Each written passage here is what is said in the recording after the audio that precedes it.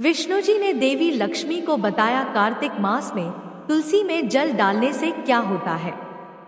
जय श्री हरि विष्णु मित्रों, कार्तिक माह में तुलसी में जल डालने से कौन सा फल मिलता है। आप सभी को कार्तिक माह की हार्दिक शुभकामनाएं। कार्तिक का महीना बहुत ही पवित्र महीना होता है। इस महीने में भगवान विष्णु की पूजा होती है। कार्तिक के महीने में तुलसी माता का भी पूजन किया जाता है। हिंदू धर्म में तुलसी के पौधे को बहुत ही पवित्र पौधा माना जाता है।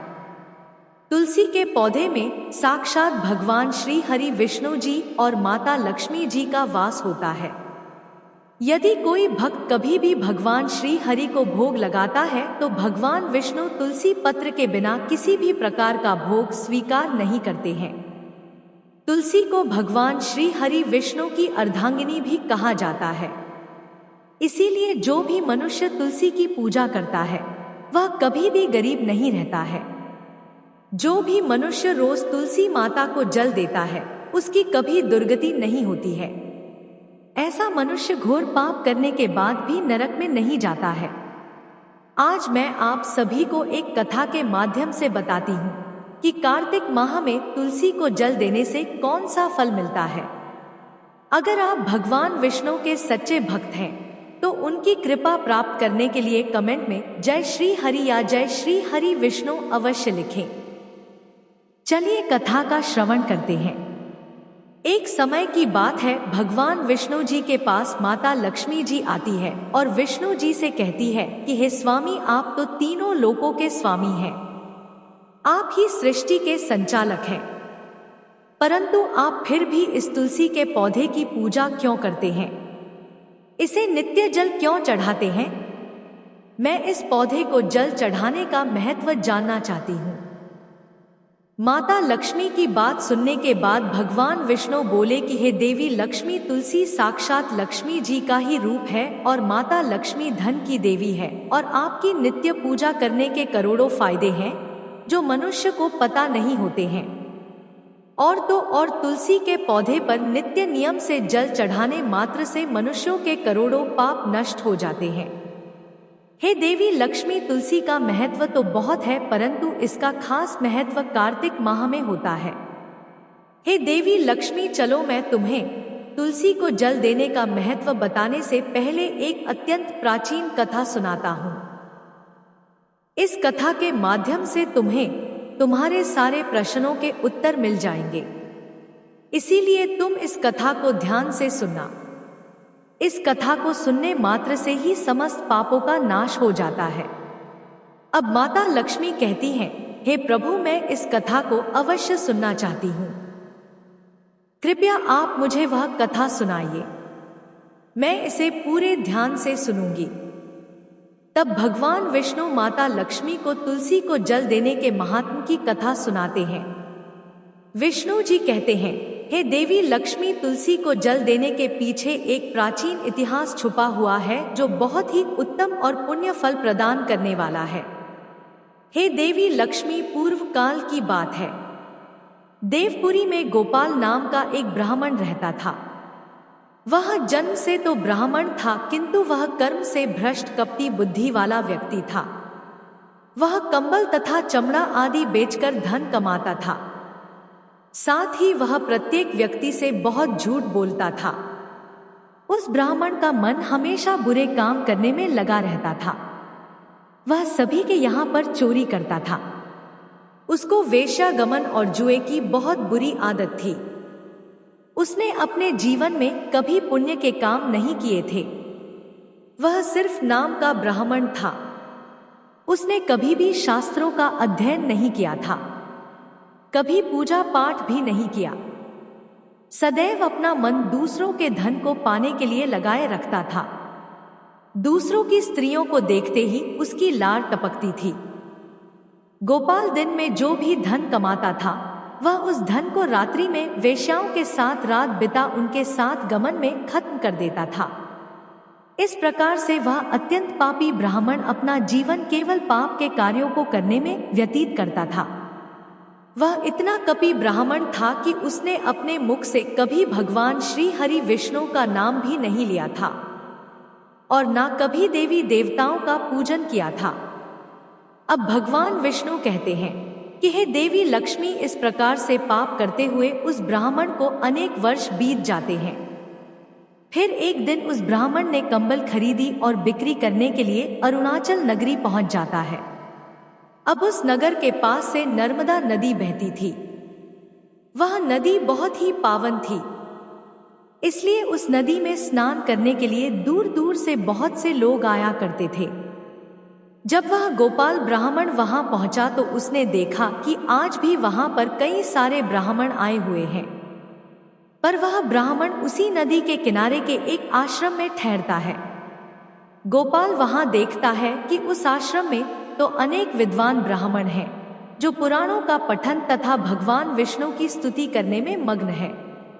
अब वह पाखंडी ब्राह्मण गोपाल भी ढोंग करता हुआ वहीं पर उनके साथ रुक जाता है और उन विद्वान ब्राह्मणों के साथ जब वह रुकता है तो उसे भी भगवान श्री हरि विष्णु का नाम सुनने का अवसर मिल जाता है। क्योंकि उस ब्राह्मण को बिक्री करनी थी तो वह वहीं पर कुछ दिन रुक जाता है। अब वह वहां पर जब रुकता है तो देखता है कि वहां पर आए हुए लोगों ने गायों का पूजन करके ब्राह्मणों को भोजन कराया। तो उस पापी ब्राह्मण ने भी उन सभी के साथ बैठकर भोजन किया और भगवान का प्रसाद भी ग्रहण किया। भगवान विष्णु कहते हैं, हे देवी लक्ष्मी, वहीं पर उस आश्रम में एक तुलसी का पौधा था। सबको देखकर वह पाखंडी ब्राह्मण भी जाने अनजाने में ही उस तुलसी के पौधे में जल डालने जाने लगा था। वह श्रद्धा भाव से नहीं जाता था। उसके मन में कोई विचार नहीं था कि वह क्या कर रहा है। वह रोज सुबह उठकर एक पात्र में पानी लेकर तुलसी के पौधे में डालता था। उसे ऐसा करते करते लगभग 1 माह बीत चुका था। अब उस पाखंडी ब्राह्मण ने जो भी कार्य किए थे वह कार्तिक में किए गए थे। क्योंकि वह ब्राह्मण तो पाखंडी था तो उसे कुछ पता नहीं था कि कार्तिक का महीना चल रहा है। अब भगवान विष्णु कहते हैं, हे देवी लक्ष्मी, एक दिन की बात है जब वह ब्राह्मण आश्रम में सोया हुआ था तब उस स्थान पर एक सर्प आ गया और जब वह ब्राह्मण सो रहा था तो उस सर्प ने उसे नींद में ही काट लिया और उस पापी ब्राह्मण की नींद में ही मृत्यु हो गई। सुबह जब अन्य ब्राह्मणों ने उसे बेहोश अवस्था में देखा तो उन्होंने उसके मुख में तुलसी पत्र और तुलसी का जल डाल दिया, परंतु उसको होश नहीं आया। फिर सभी ब्राह्मणों को पता चला कि उसकी मृत्यु हो गई है। उस पापी ब्राह्मण की मृत्यु के बाद उसकी आत्मा को लेने के लिए उस स्थान पर यम के 2 दूत प्रकट हुए और उसे पकड़कर यमलोक ले जाने लगे। जब वह यम के दूत रास्ते में ब्राह्मण को ले जा रहे थे तब वह पापी ब्राह्मण विलाप करने लगा और यमदूतों से कहने लगा, हे यमदूतों, मुझे आप कहाँ ले जा रहे हो? मेरी मृत्यु किस कारण से हुई है? मैंने कौन सा पाप किया है? तब यमदूतों ने कहा, अरे पापी दुष्ट ब्राह्मण, तूने जन्म से लेकर मृत्यु तक बहुत पाप किए हैं। तेरे पापों के कारण ही जब तू सो रहा था तभी एक काले सर्प ने तुझे काट लिया और तेरी मृत्यु हो गई। अब हम तुझे यमलोक लेकर जा रहे हैं। वहां पर यमराज तेरे पाप कर्मों का लेखा जोखा देखेंगे और निश्चित ही तुझे वे नरक में डालेंगे। उन यमदूतों की बात सुनकर वह ब्राह्मण जोर जोर से विलाप करने लगा और उन यमदूतों से क्षमा याचना करने लगा। किंतु यम के दूतों को उस पर जरा सी भी दया नहीं आई, क्योंकि वे मृत्यु के देवता की आज्ञा का पालन कर रहे थे और वे उसे पीटते हुए यमलोक लेकर गए। जब यम के दूत उस ब्राह्मण को लेकर यमराज के सामने पहुंच गए तो यमराज के पास बैठे हुए चित्रगुप्त ने उस ब्राह्मण के जन्म से लेकर मृत्यु तक के कर्मों का लेखा जोखा निकाला और यमराज से कहने लगे, हे महाराज, इस ब्राह्मण ने तो बचपन से लेकर मृत्यु तक पाप ही पाप किए हैं। इसने कोई पुण्य का काम कभी नहीं किया। यह तो महापाप है। तब यमराज बोले कि अरे, इसे तुरंत ही मेरी नजरों से दूर कर दिया जाए और कुंभी पाप नरक में डाल दिया जाए। अब यमराज जी उस दूत से कहते हैं, हे दूत, जीवन भर पाप करने वाले इस दुष्ट ब्राह्मण को उठाकर ले जाओ और इसे कुंभी पाप नरक में डाल दो। यमराज के आदेशों का पालन करते हुए यमदूत उस पापी ब्राह्मण को लेकर चले गए और उसे बड़े बड़े मुद्गर से पीटने लगे, जिससे उस ब्राह्मण का मस्तक टूट गया और वे उसे कुंभी पाक नामक नरक में ले गए। उस भयंकर नरक में खौलते हुए तेल के बड़े बड़े घड़े थे, जिसके नीचे भयंकर अग्नि धधक रही थी। यमराज के आदेशों का पालन करते हुए उन यमराज के दूत ने उस ब्राह्मण को उस खोलते हुए तेल के घड़े में डाल दिया। अब भगवान विष्णु कहते हैं कि हे देवी लक्ष्मी, लेकिन जैसे ही वह ब्राह्मण उस खोलते हुए तेल के घड़े में गिरा, वह तेल तुरंत ही एकदम से ठंडा पड़ गया। इस विचित्र घटना को देखकर उस यम के दूत को बड़ा आश्चर्य हुआ। उसने सोचा कि अरे, ऐसा पहले कभी नहीं हुआ था। आज इस ब्राह्मण को इसमें डालने पर यह ठंडा कैसे हो गया? उसने कितने ही पापियों को उस तेल के घड़े में डाला था। वे सभी उस खोलते तेल में गिरकर छटपटाने लगते थे, लेकिन जैसे ही वह ब्राह्मण उस तेल में गिरा, तब वह तेल अचानक से शांत और शीतल हो गया। इस आश्चर्यजनक घटना को देखते ही वह यमदूत तीव्र गति से दौड़ता हुआ सीधा यमराज जी के पास जा पहुंचा। तब उस दूत को इतना घबराया हुआ देखकर यमराज ने पूछा, हे दूत, क्या बात है? आखिर तुम इतनी तीव्र गति से दौड़ते हुए क्यों आ रहे हो?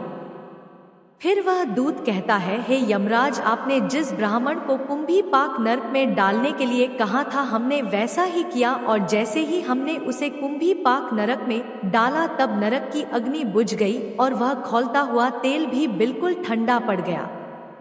अब यमराज जी कहते हैं, हे दूत, यह तो बड़ी ही विचित्र घटना है। ऐसा तो पहले कभी नहीं हुआ। अब यमराज भी अपने मन में विचार कर रहे होते हैं। तभी उस स्थान पर देवर्षि नारद जी पधारते हैं। देवर्षि नारद जी को देखकर यमराज अत्यंत प्रसन्न होते हैं और उन्हें प्रणाम करके उनका स्वागत करते हैं। फिर यमराज नारद जी से कहते हैं, हे देवर्षि नारद, आप उचित समय पर आए हैं। हमने आज एक अत्यंत पापी ब्राह्मण को कुंभी पाक नरक में गिराया है, किंतु उसके गिरते ही नरक की अग्नि ठंडी पड़ गई है और खोलता हुआ तेल भी शीतल बन गया है। यमराज जी की बात सुनकर देवर्षि नारद जी कहने लगते हैं, हे धर्मराज, आपने जिस ब्राह्मण को नरक में डाला है वह नरक में डालने योग्य नहीं है, क्योंकि इस ब्राह्मण के द्वारा अनजाने में ही ऐसा कर्म हो गया है जो नरक का नाश करने वाला है। जो पुण्य कर्म करने वाले लोगों के साथ रहता है, उसे उनके पुण्य का भाग फल मिल ही जाता है, और यह ब्राह्मण तो 1 महीने तक भगवान श्री हरि विष्णु जी के भक्तों के साथ रह चुका है। इस ब्राह्मण ने एक आश्रम में रहते हुए नित्य तुलसी को जल अर्पण किया है, इसीलिए यह बहुत बड़ा पुण्यवान बन गया है। इसके समस्त पाप नष्ट हो गए हैं और यह ब्राह्मण अब स्वर्ग लोक जाने का अधिकारी बन गया है।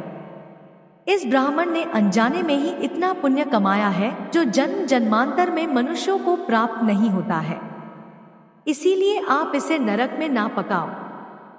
इस ब्राह्मण के पापों के लिए इसे केवल इतना दंड दो कि इसे नरक लोक का दर्शन करावाओ। अब भगवान विष्णु कहते हैं कि हे देवी लक्ष्मी, देवर्षि नारद की बात सुनकर यमराज अत्यंत प्रसन्न होते हैं और उस ब्राह्मण को कुंभी पाक नरक से निकाल कर लाते हैं और अपने दूतों से कहते हैं कि हे दूत, इस ब्राह्मण महात्मा को ले जाओ और संपूर्ण नरकों का दर्शन कराओ। यमराज की बात को सुनकर यम के दूत उस ब्राह्मण को ले जाते हैं और उसे संपूर्ण नरकों का दर्शन कराते हैं। इस प्रकार से यम के दूत उस ब्राह्मण को संपूर्ण नरकों का दर्शन कराते हैं और फिर से यमलोक में ले जाते हैं और फिर वह ब्राह्मण एक यक्ष बन जाता है। अब भगवान विष्णु कहते हैं कि हे देवी लक्ष्मी, जैसे मुझे वैकुंठ लोक प्रिय है, वैसे ही जो मनुष्य नित्य तुलसी जी की पूजा करता है और तुलसी को जल देता है, वह मुझे सबसे अधिक प्रिय है। उस मनुष्य की कभी दुर्गति नहीं होती है, वह कभी नरक में नहीं जाता है। जिन घरों में तुलसी का पौधा सदैव ही हरा भरा रहता है, उस घर में सुख शांति और समृद्धि बनी रहती है। हे देवी, साथ ही भगवान विष्णु की पूजा में और उन्हें चढ़ाए जाने वाले भोग में तुलसी के पत्र अवश्य होने चाहिए, क्योंकि तुलसी पत्र के बिना भगवान विष्णु किसी भी प्रकार का भोग स्वीकार नहीं करते हैं। इसीलिए प्रत्येक घर में तुलसी का पौधा अवश्य होना चाहिए। अगर आपके घर में तुलसी है तो सुख, शांति और समृद्धि के लिए कार्तिक मास में तुलसी को चुनरी अवश्य चढ़ाने चाहिए।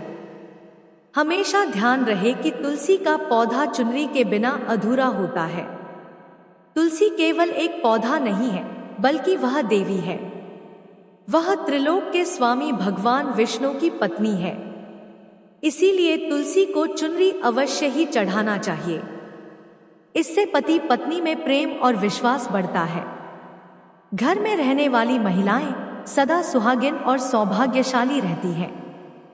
तुलसी का विवाह भी अवश्य करना चाहिए। इससे मनुष्य के सभी दुखों का अंत होता है और सांसारिक जीवन सुखमय बीतता है। तुलसी के पौधे के पास अपने मुख से कभी भी कोई अपशब्द नहीं बोलना चाहिए। तुलसी के पास भूल से भी जूते, चप्पल अथवा झाड़ू पोछा नहीं रखना चाहिए, क्योंकि ऐसे किए जाने वाले कार्यों को शास्त्रों में पाप माना गया है।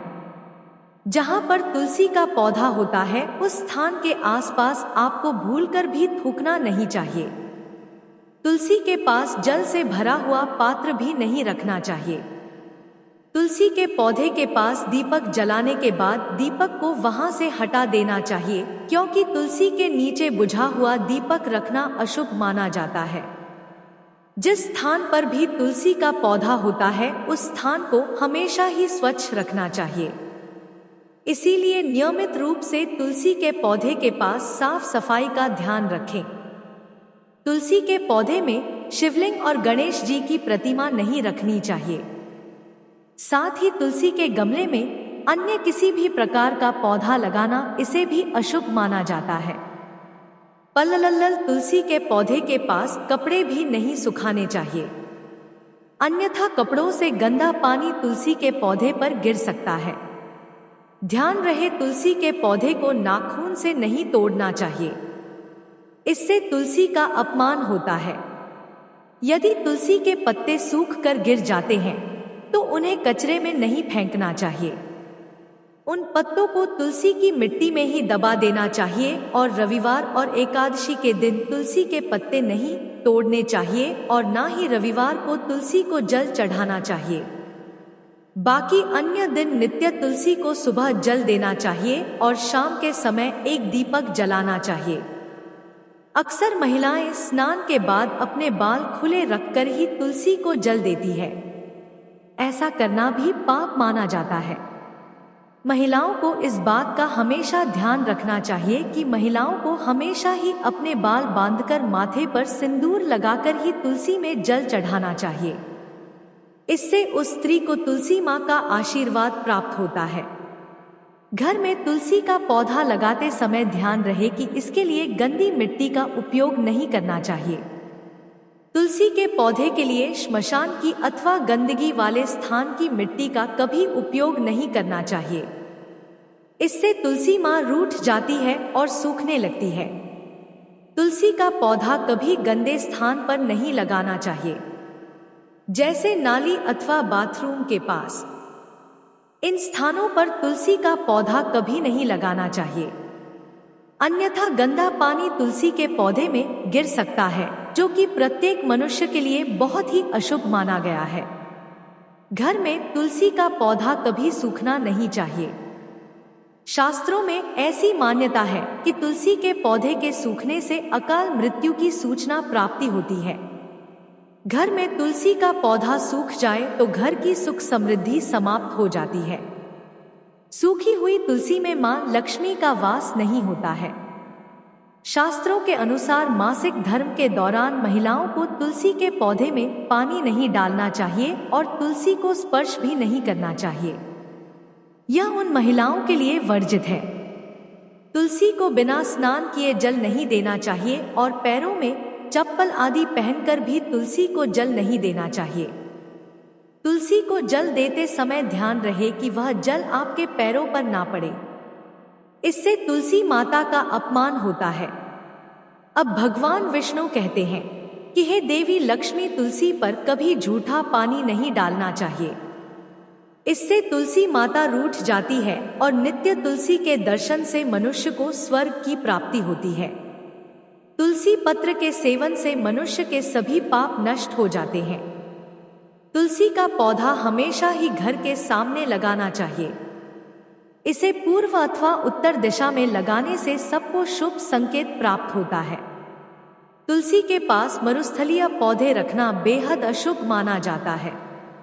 ऐसे पौधों से नकारात्मक ऊर्जा निकलती है। शास्त्रों में कहा गया है, जिन पौधों से हरी भरी कलियों की उत्पत्ति ना हो, उसके स्थान पर कांटे निकलते हो, तो ऐसे पौधों को तुलसी के पास कभी रखना नहीं चाहिए। शास्त्रों में केले के पौधे का विशेष महत्व बताया गया है। अगर तुलसी के पौधे के पास केले का पेड़ लगा देते हैं तो इसका कई गुना अधिक लाभ प्राप्त होता है। केले के पेड़ में भगवान श्री हरि विष्णु जी का वास होता है। इसे तुलसी के पास लगाने से घर में सुख समृद्धि आती है। तुलसी के पौधे में शालिग्राम अवश्य रखना चाहिए। तुलसी के गमले में शालिग्राम रखने से तुलसी का और भी अधिक शुभ प्रभाव आपको देखने को मिलेगा। शालिग्राम भगवान विष्णु भगवान का निराकार रूप माना जाता है। यह काले रंग का पत्थर होता है जिसे विलक्षण और मूल्यवान माना गया है। इसे अगर तुलसी के गमले में रखेंगे तो आपके घर से संपूर्ण नकारात्मक ऊर्जा नष्ट हो जाएगी। घर में केवल एक ही शालिग्राम की पूजा करनी चाहिए। पुराणों में कहा गया है, भगवान विष्णु की मूर्ति से बढ़कर शालिग्राम का पूजन करना ज्यादा उत्तम होता है। शालिग्राम को चंदन लगाने के बाद एक तुलसी का पत्ता रखना चाहिए। प्रतिदिन शालिग्राम को स्नान कराना चाहिए। ऐसा करने से सभी जन्मों के पाप नष्ट हो जाते हैं। शालिग्राम भगवान सकारात्मकता और सात्विकता का प्रतीक होते हैं। भगवान विष्णु कहते हैं कि हे देवी लक्ष्मी, जो भी मनुष्य मेरे द्वारा बताई गई इन बातों पर अमल करता है वह निश्चय ही बहुत ही जल्द सुखी और करोड़पति बन जाता है। तब माता लक्ष्मी कहती हैं कि हे नाथ, आपका मुझे इस कथा का श्रवण कराने के लिए धन्यवाद। इस प्रकार से भगवान विष्णु ने देवी लक्ष्मी को कार्तिक माह में तुलसी के पौधे को जल देने का महत्व बताया और घर में तुलसी का पौधा लगाने के नियम बताए हैं। जो भी मनुष्य भगवान विष्णु के द्वारा बताई गई इन बातों को ध्यान में रखकर चलता है तो अवश्य ही उसे पुण्य फल की प्राप्ति होती है और काल भी उसका कुछ नहीं बिगाड़ सकता है। आपको हमारे द्वारा सुनाई गई कथा कैसी लगी, हमें कमेंट करके अवश्य बताइएगा। तब तक के लिए श्री कृष्णा, राधे राधे।